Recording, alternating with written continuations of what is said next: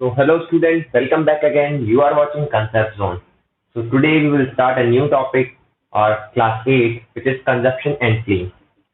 इससे पहले हम चैप्टर 5 की बात कर चुके हैं, वो था कोल एंड पेट्रोलियम के बारे में। इसके अंदर हमने ये देखा था कि हमारे पास में कौन कौन से solid, liquid and gaseous fuel है। हमने बेसिकली यहाँ पर फ्यूल्स की स्टडी करी थी, कौन कौन से टाइप के हमारे पास फ्यूल है जो कन्वेंशनली आप कह सकते हो, जिनको अपन ये जो है कन्वेंशनल फ्यूल थे उनके बारे में अपन ने स्टडी करी थी, या फिर कह सकते हैं एग्जॉस्टिबल जो थे उन सब्सटेंस के बारे में स्टडी करी थी, या फिर आप नॉन रिन्यूएबल एनर्जी रिसोर्सेज की जो मैं बात करूं उन सब की अपन ने स्टडी करी थी चैप्टर नंबर 5 के अंदर। यहाँ पर हमने सॉलिड के बारे में कौन कौन, जैसे कोल हो गया, कोक हो गया, उसके बारे में, liquid in the form of liquid kerosene के बारे में, या फिर अपन कहें तो पेट्रोल के बारे में, डीजल के बारे में, उनके बारे में पढ़ा, और gases as a natural gas हमने फ्यूल जो था उसके बारे में हमने स्टडी करी थी। यहाँ पर हम बेसिकली बात करने वाले हैं कि भाई इन सब फ्यूल्स को यूज करके हम कैसे एनर्जी को जनरेट कर सकते हैं। हमने इससे पहले कंबशन के बारे में एक लिटिल बिट थोड़ा सा इंट्रोडक्शन लिया था लास्ट चैप्टर के अंदर ही। यहाँ पर मैंने आप लोगों को बताया था कि कौन कौन सा, किस टाइप से, कौन कौन से कंजप्शन टाइप हो सकते हैं हमारे बेसिक एनवायरनमेंट के अंदर, कौन कौन से कंजप्शन के टाइप कंप्लीट हो सकता है, इनकम्प्लीट हो सकता है, उसके बारे में हमने स्टडी किया था। तो चलिए एक बार फिर से थोड़ा सा इंट्रोडक्शन और दे देता हूं मैं। हम यहाँ पर चैप्टर में पहले पढ़ने क्या क्या वाले, पहले मैं वो बता देता हूँ कंबशन क्या होता है, इसकी बेसिक रिक्वायरमेंट क्या है, इग्निशन टेम्परेचर क्या होता है, इसके अलावा टाइप्स ऑफ फ्यूल एक बार में अपन फिर से थोड़ा सा डिस्कस करेंगे, है ना। उसके बाद में फ्लेम के बारे में अपन डिस्कस करेंगे, और ग्रेजुअली अपन जो बाकी का जो चैप्टर है वैसे डील करने वाले हैं। तो सबसे पहले मैं आपको कंबशन क्या होता है वही बता देता हूँ फिर से वंस अगेन। चलिए स्टार्ट करते हैं कंबशन के साथ। What is combustion? हमने लास्ट टाइम भी ये डेफिनेशन देखी थी, एक बार फिर से वही सेम डेफिनेशन अपन वापस से लिखने वाले हैं। It is the process of burning of fuel in the presence of oxygen, which gives heat and light as output. So this process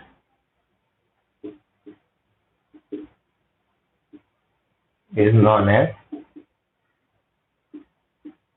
combustion. ये हमने लास्ट टाइम भी कंप्लीट किया था, मैंने बताया था कंबशन क्या होता है लास्ट चैप्टर के अंदर। फिर हमने इस कंबशन के दो टाइप डिफाइन कर दिए थे, कंप्लीट कंबशन और इनकम्प्लीट कंबशन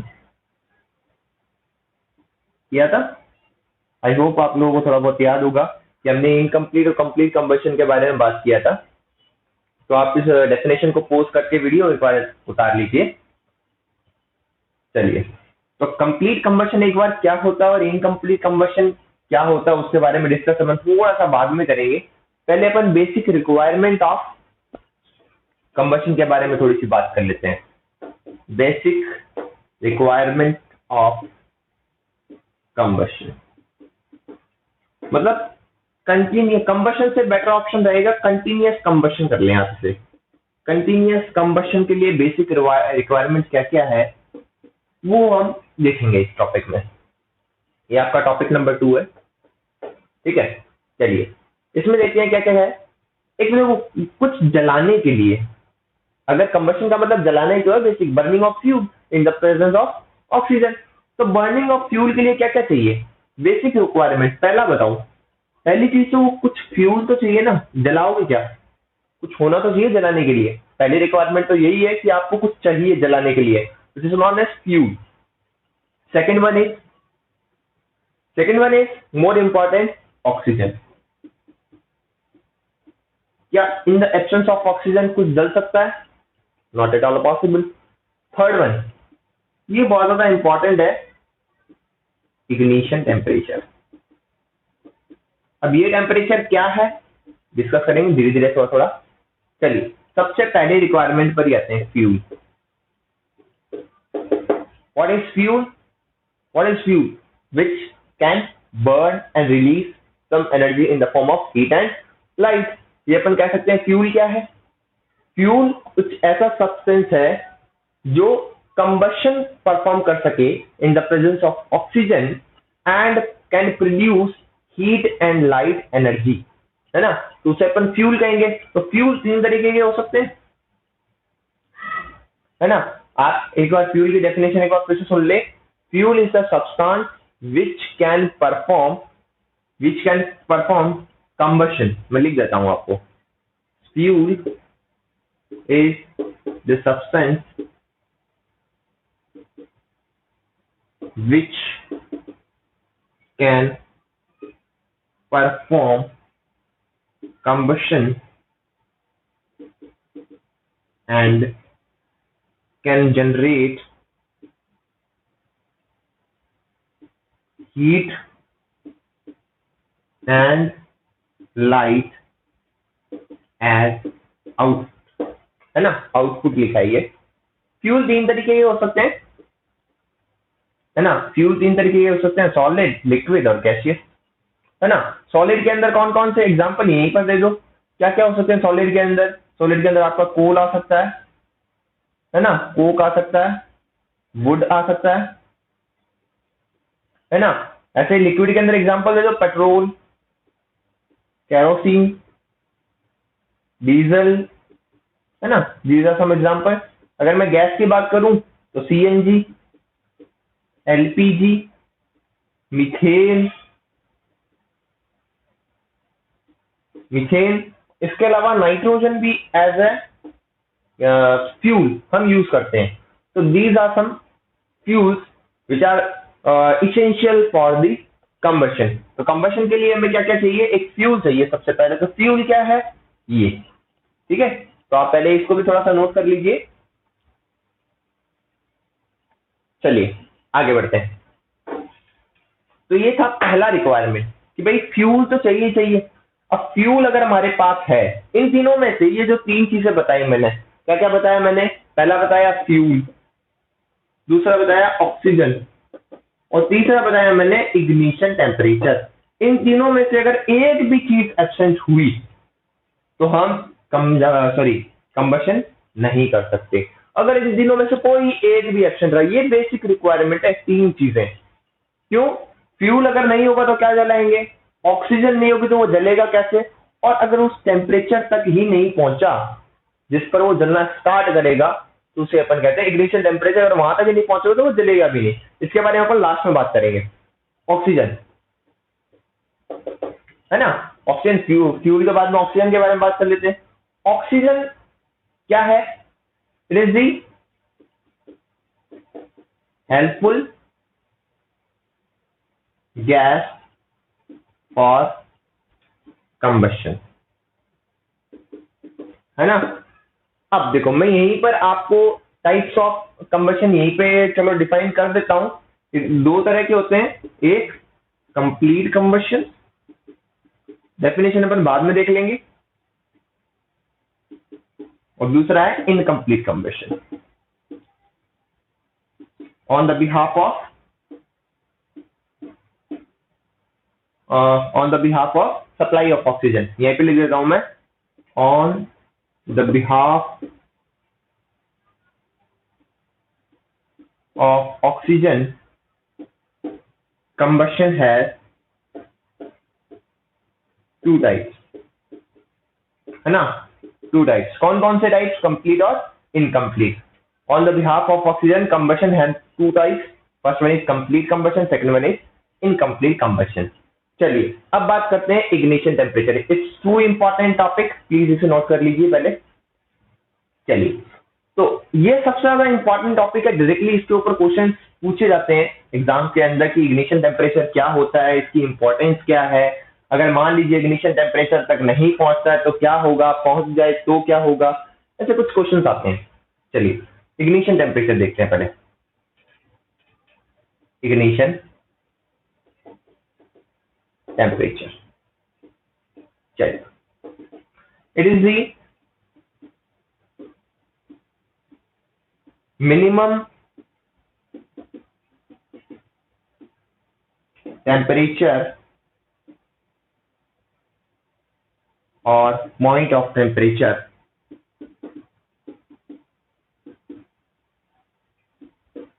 at which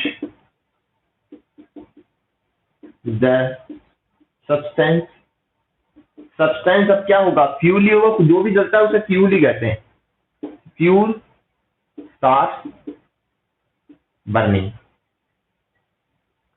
मतलब वो सबसे कम टेम्परेचर जिसके ऊपर कोई चीज बर्न होना स्टार्ट हो जाए उसे अपन इग्निशन टेम्परेचर कहते हैं। For example, I am not saying that it is true, but एक बार एग्जाम्पल के लिए आप मान लीजिए मेरे पास में दो मैचस्टिक है ना, एक ये है और एक ये है, ये मैचस्टिक नंबर 1 और ये मैचस्टिक नंबर 2 है ना। मैंने इसे क्या कर दिया, सेकंड नंबर वाली को इसे पानी से भिगा दिया, मतलब वाटर डिप करके मैं इसे लेकर आया हूं। ओके, अब आप इन दोनों को जलाने की कोशिश करो, है ना। आप देखोगे ये तो जल जाएगी, ये नहीं जलेगी। एक तो ये बात। एक और एग्जांपल देखो, मैं आपको दोनों में कंफ्यूजन निकाल के बताता हूं। एक आप पेपर लीजिए, पेपर 1, और एक और पेपर लीजिए, पेपर 2, है ना। पेपर 1 को आप एज इट इज छोड़ दीजिए, पेपर 2 को वाटर डिप कर लीजिए, फिर से गीला कर लीजिए, मतलब मेरा कहने का यही है। आप उन दोनों को जलाने की कोशिश कीजिए, आप देखोगे P1 यानी कि पेपर 1 जैसे ही आप उसे जलाना स्टार्ट करोगे जल जाएगा, बट इट विल नॉट, ये जल्दी नहीं जलता। अब ऐसा क्यों है, उसका रीजन सुनिए। देखिए, जब आपके पास पेपर 1 था, पेपर 1 और ये था पेपर 2, पेपर 1 के अंदर क्या था, ये ड्राई था, है ना, और ये वेट था। जब आपने इसे जलाना शुरू किया, आपने एक बात गौर करी होगी, सबसे पहले जहां से आपने उसे फ्लेमिंग देना स्टार्ट किया है, उसे जलाना शुरू किया है, उस जगह पर सबसे पहले वो वेट से ड्राई होना शुरू हो जाता है। और जैसे ही वो ड्राई होता है, ड्राई होने के बाद वो क्या करता है, आग पकड़ लेता है, मतलब बर्निंग स्टार्ट हो जाती है। यही तो आप गौर करते हो। इसका मतलब ये हुआ, वेट वाली चीजों का टेम्परेचर जो है वो कंपेयर एंड ड्राई वाली चीजों के कम होता है। मैं ये नहीं कह रहा कि आप इसे पेट्रोल में फिल कर दीजिए, पेट्रोल की बात अलग हो जाएगी, because it is flammable substance. मैं फ्लेमेबल सब्सटेंस की बात नहीं कर रहा, मैं वाटर की बात कर रहा हूँ, ठीक है। तो यहां पर अगर आप वाटर डिप करके इसे लेकर आओगे तो ये नहीं जलेगा, है ना। क्यों, इसका टेम्परेचर जो है कंपेयर एंड ड्राई वाले से क्या है, थोड़ा कम है। तो सबसे पहले जब आप उसे जलाना शुरू करते हो तो पहले तो ये इस टेम्परेचर के बराबर आना चाहता है, ये इसे इंक्रीज करेगा टेम्परेचर को, क्योंकि वेटनेस खत्म होगी तो ये ड्राइनेस पर पहुंचेगा। तो अब इसका टेम्परेचर और इसका टेम्परेचर क्या हो जाता है, जब इक्वल हो जाएगा तो ये भी क्या करेगा, बर्निंग स्टार्ट कर देगा। यही तो आप गौर करते हो, स्टार्टिंग में यही तो होता है कि पहले वो वेट होता है, वेट से पहले ड्राई होता है, ड्राई होने के बाद वो स्टार्ट होता है। तो आप घर पे एक बार इस एक्सरसाइज को ट्राई करें, आपको पता चलेगा कि हाँ, ड्राई पेपर जो है वो जल्दी आग पकड़ लेता है कंपेयर वेट के, ठीक है। तो ये हो गया आपका क्या बोलते थे, इग्निशन टेम्परेचर। आई होप आपको थोड़ा समझ में आया होगा, तो आप इसे थोड़ा सा लिख लीजिए। ओके, चलिए आगे चलते हैं। तो एक चीज मैंने छोड़ दी, कंप्लीट और इनकम्प्लीट कंबशन। चलिए मैं उसे भी थोड़ा सा डिस्कस कर लेता हूं, उसके बाद अपन इस लेक्चर को खत्म करते हैं। तो टाइप्स ऑफ कंबशन मैंने दो तरह का बताया था, टाइप्स ऑफ कंबशन दो तरह का बताया मैंने। एक मैंने बताया कंप्लीट कंबशन, एक मैंने बताया इनकम्प्लीट कंबशन, है ना। तो कंप्लीट कंबशन कौन सा कंबशन होगा, जिसके अंदर क्या होगा, जिसके अंदर क्या होगा, कंप्लीट ऑक्सीजन सप्लाई होगी। मतलब the type of combustion, the type of combustion in which the supply of oxygen is sufficient, then this type of combustion is known as complete combustion। ठीक है, ये तो आपको समझ में आ गया।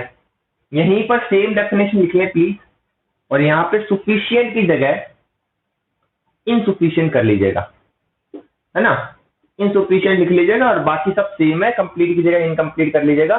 The type of combustion in which the supply of oxygen is insufficient, then this type of combustion is known as incomplete combustion। यहाँ पर आप ऐसे कर लीजिएगा।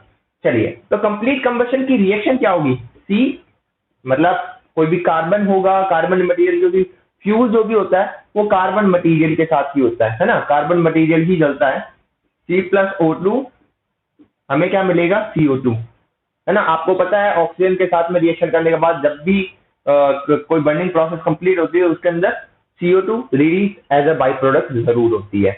और यही बात अगर यहाँ पे करोगे तो क्योंकि कंप्लीट कंबशन नहीं हो पा रहा है, इसलिए यहाँ पर CO यानी carbon monoxide as a output भी मिलती है। ये इसके लिए मैंने थोड़ा सा पिछली बार भी डिस्कशन किया था कि भाई आपकी ये हीमोग्लोबिन के साथ अटैच जल्दी हो जाता है, जिसकी वजह से हमें कुछ ब्लड रिलेटेड प्रॉब्लम हो जाती है। ये सब बातें अपन बाद में करेंगे, पर अभी के लिए आपको ये समझ में आना चाहिए कि सुफिशियंट अमाउंट ऑफ ऑक्सीजन के साथ कंप्लीट कंबशन परफॉर्म होता है और इनसुफिशियंट अमाउंट ऑफ ऑक्सीजन के साथ में इनकम्प्लीट कंबशन परफॉर्म होता है, जिसके अंदर कार्बन मोनोऑक्साइड निकलती है, धुआं बहुत ज्यादा होता है, हीट और लाइट आउटपुट, यहाँ पे आउटपुट मैक्सिमम होता है। आउटपुट क्या है अपना? हीट और लाइट है, हीट एंड लाइट। यहाँ पे हीट और लाइट आउटपुट क्या मैक्सिमम होगा, क्योंकि सबसे अच्छा यूटिलाइजेशन हो रहा है, कंप्लीट कंबशन हो रहा है। यहाँ पर अपन देखेंगे जो आउटपुट है ना वो लेस देन कंप्लीट कंबशन, मतलब कंप्लीट कंबशन में जितना आउटपुट आ रहा है हमेशा उससे कम ही आएगा। ऑब्वियस है, अगर ढंग से कोई चीज जलेगी नहीं तो उसका हीट और लाइट आउटपुट ज्यादा कैसे आ सकता है? तो compare then this one it will be less. ये बात आपको समझ में आई होगी। चलिए, तो चलिए इसके बाद में थोड़ा सा अपन ये देख लेते हैं कि इन सब का एक्टिविटीज के साथ में क्या रिलेशन है, मतलब कौन कौन सी एक्टिविटी परफॉर्म करके अपन कौन कौन सी चीजें देख सकते हैं। अगर आप लोगों ने ये थोड़ा सा नोट नहीं किया तो प्लीज थोड़ा सा पीछे जाके इसे नोट कर ले, एक बार पोज करके स्क्रीन। चलिए, तो मैं आपको थोड़ा सा ये बता देता हूँ कौन कौन सी एक्टिविटी परफॉर्म करके अपन कौन कौन सी चीजें कर सकते हैं। पहला, अगर आपको ये कहा जाए कि प्लीज प्रूव दैट